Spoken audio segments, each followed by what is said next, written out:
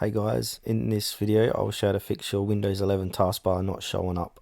Please make sure to watch this video to the very end so you don't miss out on important information and to not make any mistakes. In saying that, let's dive into it. Alright guys, click on search on your PC and then type in run and then type in regedit. Click on yes and now you're inside registry editor. So now from here, follow along closely. So you want to expand local machine and then you want to expand software and then you want to expand Microsoft and then look for Windows,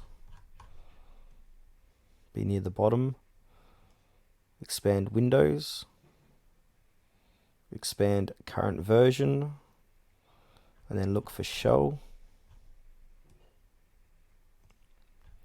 expand shell, expand update and click in the packages.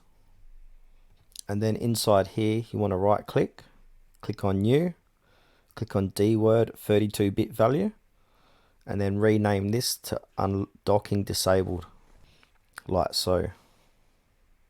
And then from here right click undocking disabled, click on modify and then set the value data for 1 and then click on OK. And then after you've done that, restart your PC and your Windows taskbar should show up again. So that's the end of this video guys, how to fix your Windows 11 taskbar not showing.